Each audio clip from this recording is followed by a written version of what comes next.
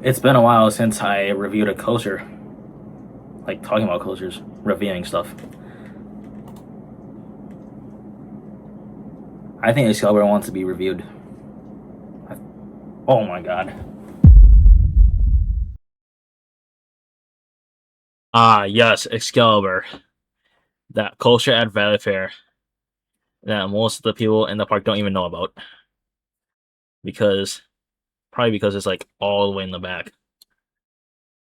But, in my opinion, it's definitely a top 3 coaster there. And that's saying a lot. Even top, maybe even top 2. And today will be the day where we finally review another coaster called Excalibur. So, I think we get into it now. Well, first off, what even is Excalibur, and where is it? First, to start off with the where. It's in a park called Valleyfair in Shakopee, Minnesota. It's a very unknown coaster, as I already said.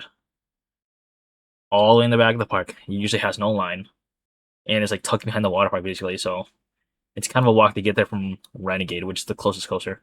You go under a tunnel to get here, which is cool, I guess. But what about the stats? It's been operating since 1989. It's a sit-down hybrid aerodynamics coaster.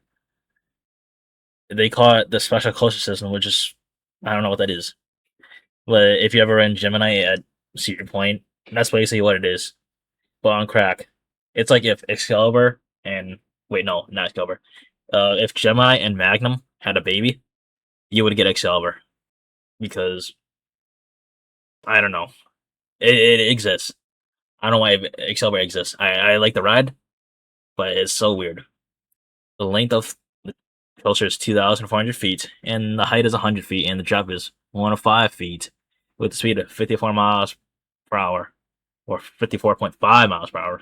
No inversions, and a duration of 2 minutes and 17 seconds, which is interesting.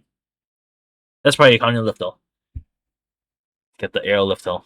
And the train arrangement, it has 2 trains with 5 cars per train, and the riders are arranged 2 across and 3 rows for each car, for a total of 30 riders per train.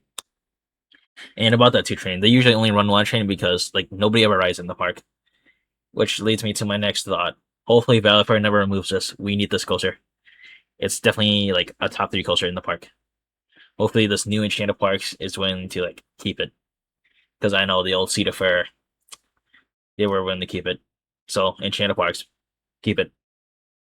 It's a great ride when the park is packed, even though it never usually gets packed. Anyways. And it costs $3 million at the time, with a capacity of 1,200 riders per hour.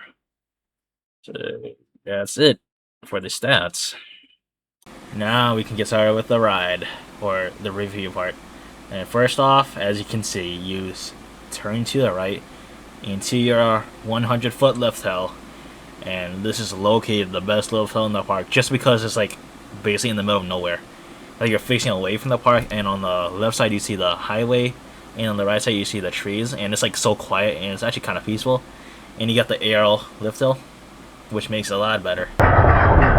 Best lift hill in the park. Might be the best lift hill besides like the Beast or something. We hit the drop, 105 feet tall drop. Yeah, tall drop. And then we hit the trim brakes into a straight track, and we rise up here. I don't know what this is, but here comes the unnecessarily positive G-force part right here, which is stupid intense. And then we got this Magnum airtime hill, which shoots you up like Magnum at Cedar Point. If you ran Magnum, you should know. And then you turn here, and then like another little hill that doesn't really do anything. I mean, if it wasn't for the trim brake, that wouldn't do anything. And then that basically concludes your ride on Excalibur into the brakes. Very short ride, but it's still one of the best rides in the park. So yeah, that's what Excalibur is. That's literally the whole coaster. It's short. It's like a short but sweet moment. You know, that's what they say about like short coasters. I don't know. I think it's like it's definitely the best ride there. It's better than Wild Thing. I said it.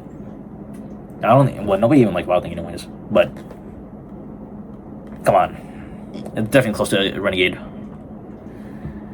And to be honest with you, it's so stupid that it's just a really fun ride. It has like lots of positive G forces for it in that one helix for some reason, and that one stupid Magnum airtime hill. And to be honest with you, I don't think the trim brakes really do anything that much to the ride. I don't think it kills the coaster necessarily, but that's what my thoughts are on Excalibur. That ride. Well, that's the logo. It's got a really cool logo, by the way. The entrance. It's got the Excalibur sign with the big sword that someone tried to pull out one time, I think. And then they had to put a fence on it. So, when you go to Valleyfair, be sure to ride Excalibur. And it never has a wait. So, if you somehow go on a packed day at Valleyfair, which is a park that doesn't really get packed anyways, but it's still dead. Renegade and Wild Thing could have like an hour line, and this ride will still be a walk-on. I don't know, just nobody even knows about the ride, and I hope that doesn't make this new Enchanted Parks get rid of this culture. But who knows? That's all I have to say about Excalibur. See you next time.